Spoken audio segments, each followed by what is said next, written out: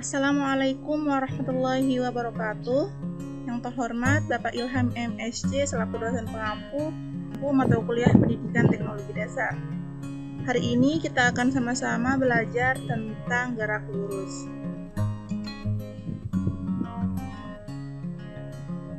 Adapun menu belajar kita hari ini ada 3 materi, yaitu materi pertama tentang pengertian gerak, materi kedua kita tentang jarak, perpindahan, kecepatan, dan percepatan. Dan terakhir materi ketiga kita adalah GLB dan GLBB, serta nanti juga ada contoh soal dan penutupnya. Baik, untuk materi pertama kita yaitu tentang pengertian gerak. Gerak adalah perubahan suatu benda dari posisi awal atau merupakan sebuah perubahan kedudukan benda terhadap suatu titik acuan yang diam. Yang arti dari titik acuan itu adalah titik awal benda itu berada atau titik tempat pengamat itu berada. Benda dikatakan bergerak ketika benda itu mengalami perpindahan atau menempuh suatu jarak tertentu. Berdasarkan lintasannya, gerak itu dibagi menjadi 3, ada yang gerak lurus, gerak melingkar, dan juga gerak melengkung. Namun kita lebih fokus kepada gerak lurus. Oke, gerak lurus. Gerak lurus merupakan gerakan yang lintasannya itu berbentuk garis lurus. Gerak lurus dibagi menjadi 2, yaitu gerak lurus berubah beraturan dan gerak lurus beraturan. Yang pertama kita akan bahas tentang gerak lurus beraturan atau GLB. Itu merupakan gerak benda pada lintasan lurus dengan kecepatan tetap tanpa percepatan. Dan yang kedua adalah gerak lurus berubah beraturan atau GLBB. Merupakan gerak lurus suatu benda yang kecepatannya itu berubah karena adanya percepatan yang tetap. Maksud dari percepatan yang tetap itu ialah percepatannya itu selalu sama terhadap waktu. Hal itu terjadi karena adanya percepatan. Masuk ke materi yang kedua tentang jarak dan perpindahan. Jarak adalah panjang lintasan yang ditempuh oleh benda tanpa memperhatikan arahnya.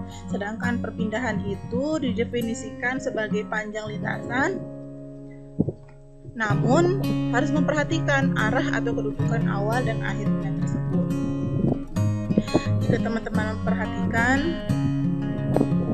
ada gambar ya di sini. Nah, dari gambar ini terdapat sudut segitiga yang berbentuk dari sudut A, sudut B, dan sudut C, di mana posisi dari sudut A ke B dan ke C itu disebut sebagai jarak, sedangkan sudut A ke C itu disebut sebagai perpindahan. Jadi teman-teman sudah bisa ya membedakan apa itu jarak dan perpindahan.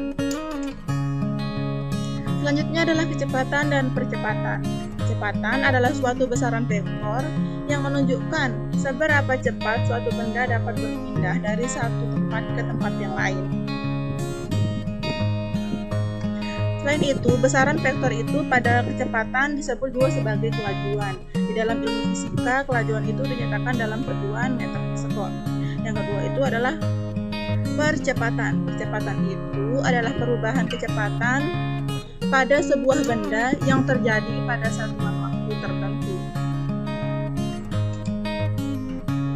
Kita masuk ke materi ketiga yaitu GLB dan GLBB. Tapi yang pertama kita bahas tentang GLB dulu, atau gerak lurus beraturan.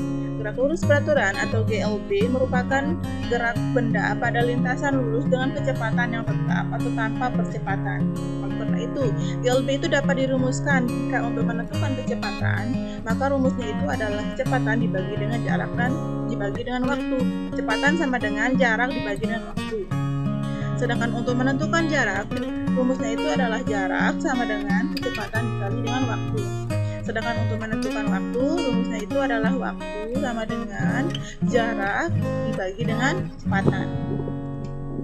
Oke, selanjutnya adalah gerak lurus berubah beraturan atau GLBB.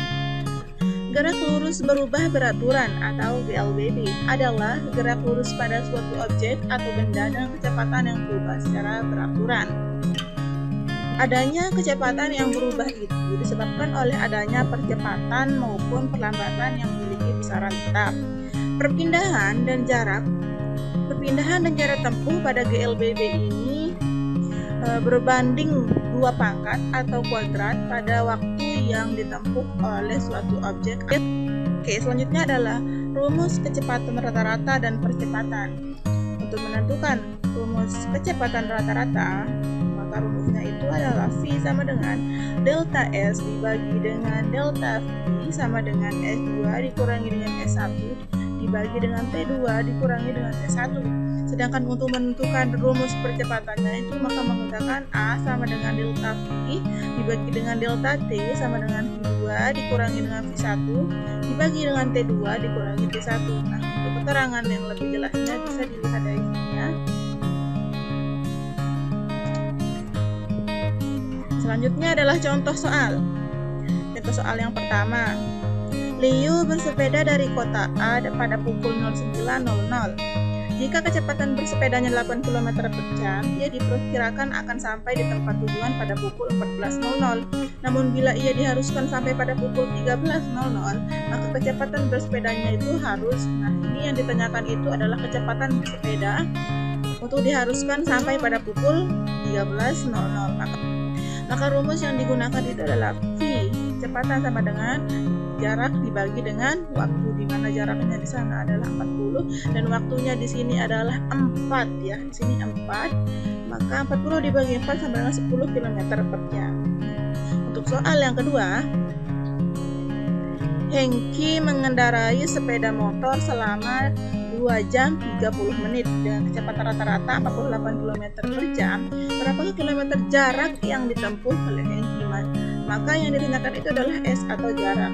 Berarti rumusnya itu adalah S sama dengan kecepatan dikali dengan waktu, di mana kecepatannya itu sudah ditentukan 48 km per jam dan waktunya adalah 2 jam 30 menit atau 2,5 jam, maka dihasilkan adalah 120 km.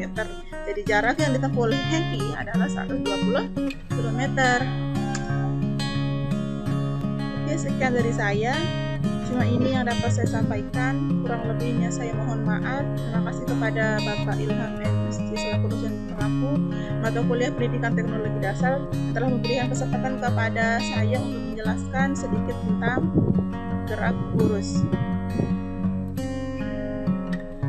Baik, sekian dan terima kasih. Wallahu muwaffiq ila aqwamit thoriq. Wassalamualaikum warahmatullahi wabarakatuh.